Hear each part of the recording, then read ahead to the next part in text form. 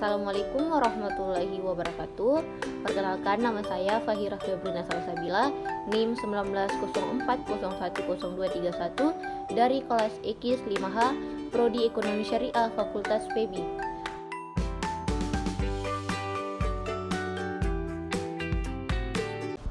Halo, assalamualaikum. Kembali lagi dengan saya Fahira Febrina Salsabila dengan NIM 1904010231.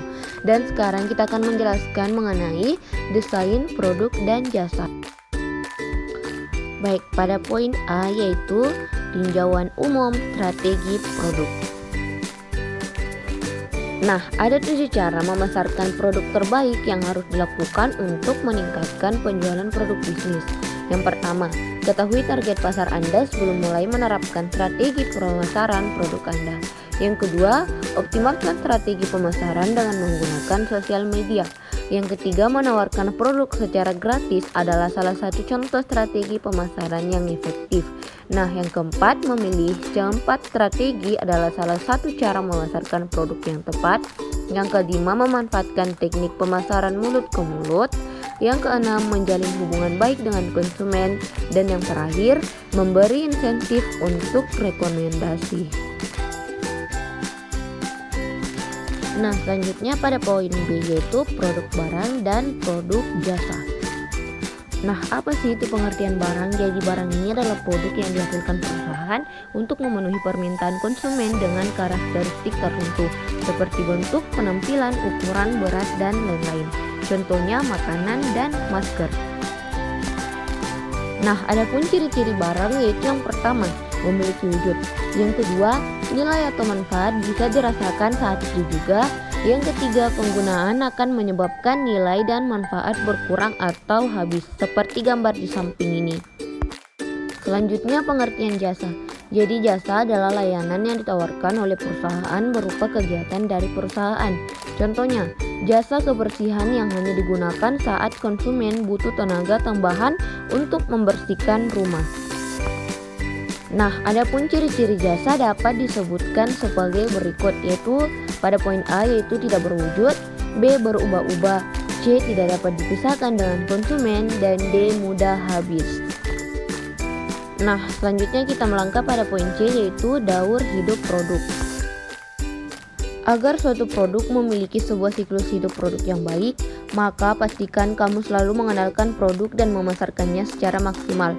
Tahapan siklus hidup produk life cycle hidup suatu produk memiliki 4 tahapan umum, yaitu yang pertama, perkenalan.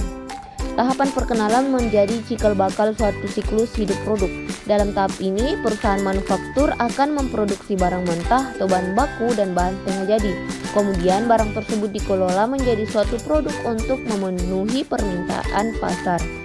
Tahapan kedua adalah pertumbuhan.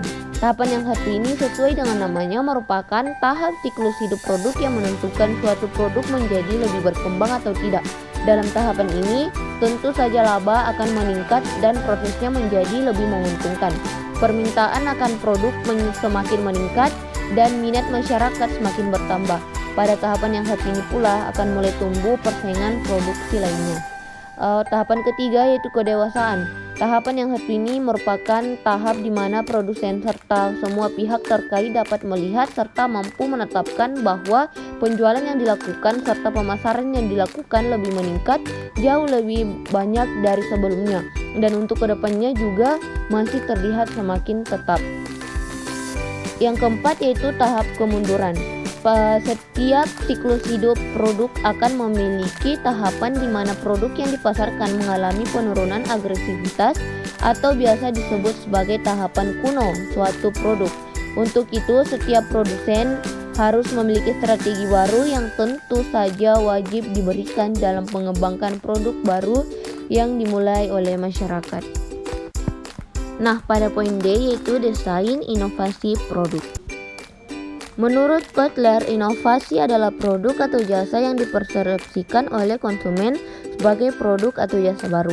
Secara sederhana, inovasi dapat diartikan sebagai terobosan yang berkaitan dengan produk-produk baru. Inovasi tidak hanya terbatas pada pemikiran bisnis baru dan proses baru.